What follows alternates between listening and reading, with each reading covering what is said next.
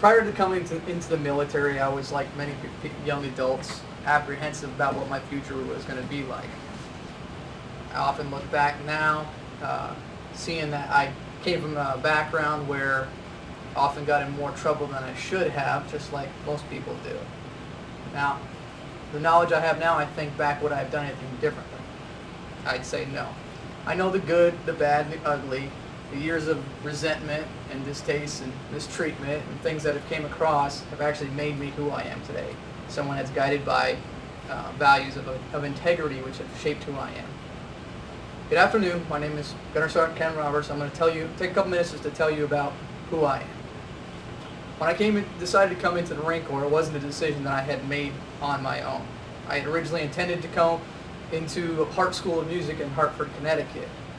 My buddy, Mike, had convinced me or persuaded me to join the Marine Corps. He said snazzy uniforms, adventure, and women and issued instruments was the way to go. Of course, a bout with mono left him at home and me going to boot camp by myself. Buddy program gone.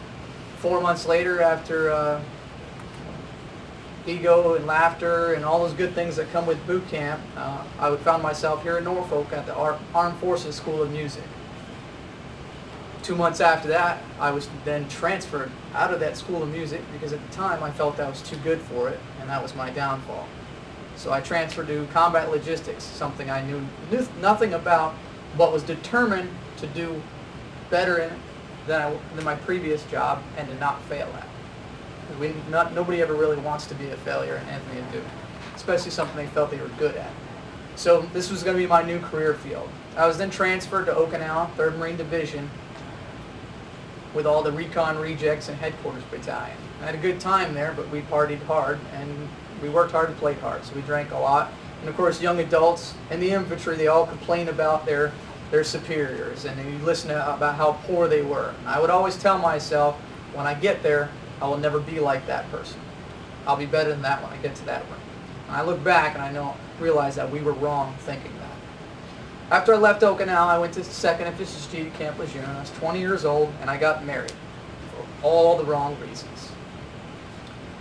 Realizing that my marriage was not a good idea, but going ahead and sticking with it anyways, I decided I would become the best in my career field, or one of the best. So I studied hard and started getting noticed and learning my trade inside and out, working hard to help out my command as well as subordinate commands and sister commands. I worked a lot of long hours, but the stress of being a young adult, a new Marine, a new job, and a young marriage, I turned to alcohol and started drinking a lot, gained a lot of weight. Realizing that I was soon over my weight and might be good at my job, but not within the correct standards. I got motivated and requested transfer down to a battalion, engineer support battalion. My platoon commander was a former drill instructor. This was the 2nd time I had been influenced by a drill instructor in my command, first being in Okinawa. He inspired me to get in better shape and to lead my Marines according to the standards, so I wasn't just good at my job. I started to get noticed and go places for the government. I was asked to go back to Okinawa to the 1st Marine Aircraft Wing. Working on the general staff, again, learning about my command as a young sergeant, I was resentful for those that were in offices of position in my MOS that I thought I was better than. So I still had a bit of an ego, more so than most Marines would naturally have. Wanting to be a good sergeant, I requested orders after about a year down to a smaller squadron where I could aspire to be the backbone of the Marine Corps.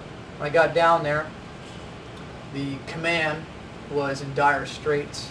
I won't go into details about how bad it was, but it was pretty horrible. For some people it's a dream of working, for some it's a nightmare of what's going to come to you. We were on our 2nd child, the new command, and I had poor leadership in the office and a brand new lieutenant right out of school with aspirations of how the Marine Corps is supposed to be.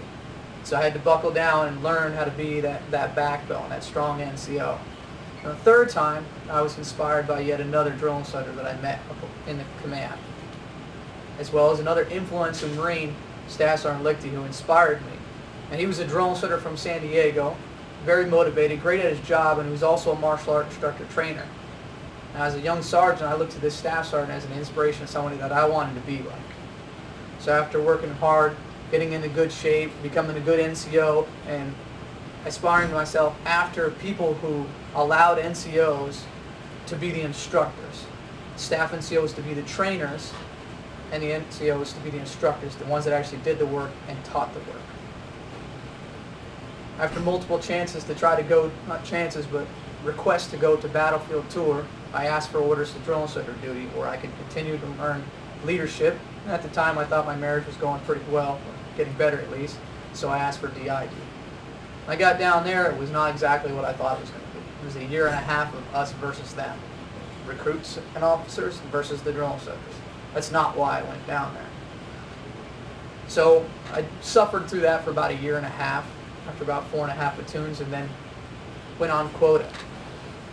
I became an academics instructor and a martial arts instructor at Quantico and re-inspired those values of honor, courage, and commitment that I held dear.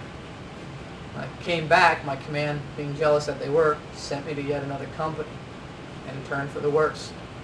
I was working under somebody that I shouldn't have been working for.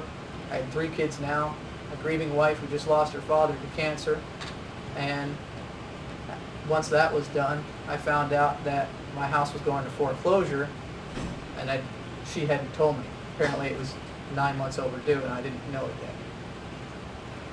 That was getting worse. And no time off, I got yet another one sent to a new platoon. We're now a grieving wife, 3 children, having to deal with the foreclosure, and they gave me a black belt and 2 new drill instructors and 50-something recruits that should have never been shipped to the island, that were so far out of standards. No way to get rid of them. It was my challenge. So once again, baptized by the fire, I had to pull through. And this was, I worked that platoon and was successful because I trained according to the standards, not mine, but the actual standards themselves. So I wouldn't get in trouble and everybody would be trained correctly. I did 2 more platoons that way and got promoted once again and sent to the waterfront. Here on the waterfront around the Navy, I was tested ultimately by when I went on a deployment with the Navy and saw all sorts of things out there that have nothing to do with values. Marriages, adultery, just normal things, but an extreme bottleneck. When I came back, I realized that the things that I was doing was building a strong career based off of values, but I wasn't living those values the way I taught people to do so. And it was at that time that I realized the most important thing in my life wasn't the career that I was building, but it was my family.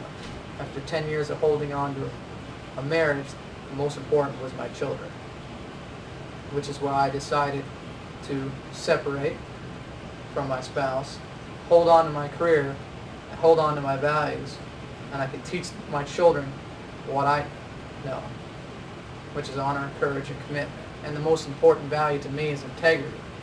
It's truth, being true to myself and knowing my own weaknesses.